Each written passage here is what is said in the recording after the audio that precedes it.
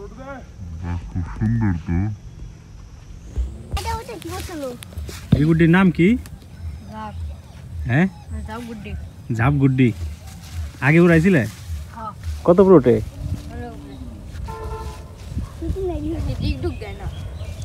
এমনি সোজা উড়ে? এই বাতাস উড়বো?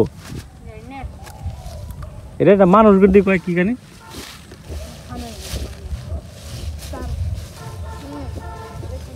এই জায়গা থেকে উড়াইবে না?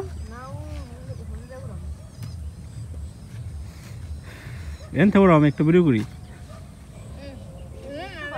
হ্যাঁ, কি নাই ওই কি আওয়াজ করে একটা পেন পেন করে আওয়াজ হয়। ই আছে না যে বস্তা আছে না, প্লাস্টিকের বস্তা, ওই ছোট ছোট যে প্লাস্টিকের ওগুলা দিলে পেন পেন করে আওয়াজ হয় বেশি। অনেক দূর গেছে গা, টান দেও এখন, টান দেও, বেশি দূরে গেছে গা, পরে আবার দৌড় দিতে পারবো না ওইদিকে।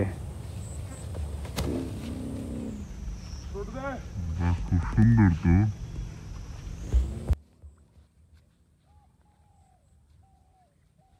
ইঞ্জিন ছাড়া কি সুন্দর উড়ে। কোনো ধরনের ইঞ্জিন ছাড়া হাতে বানানো ছোট্ট একটা জিনিস কিভাবে হাওয়ায় উড়ে, আসলে এগুলো ভাবলে অনেক কিছু, না ভাবলে কিছুই না। সব থেকে বড় কথা হচ্ছে এগুলা শৈশবের একটা জাদুর মুহূর্ত। তো ওদেরকে দেখে আমার একটা কথা মনে পড়লো, সেটা হচ্ছে ওরা হয়তো জানে না যে ওরা ওদের লাইফের বেস্ট একটা টাইম কাটাচ্ছে। তো যদিও এখন আমাদের সময়ের মতো বাচ্চারা খেলাধুলা করে না, তো বেশিরভাগ ছোট ছেলেমেয়েরাই এখন অনলাইন মহামারীতে আক্রান্ত, ইভেন আমরাও। তবে মাঝে মাঝে ওদের মতো কাউকে দেখলে একটু আফসোস লাগে। এখন ভাবি যে আসলে আমরাও তো এই সময়টা পার করে আসছি, কিন্তু তখন আসলে এরকমভাবে দাম দিই নাই। কিন্তু এখন মনে হইতেছে যে সেই সময়টাই আমাদের কাছে সবচেয়ে ভালো ছিল। তো কার কার ঘুরতে উড়াইতে ভালো লাগে কমেন্ট অবশ্যই জানাবেন, আর ভালো লাগলে লাইক কমেন্ট শেয়ার করবেন। সবাইকে অনেক ধন্যবাদ।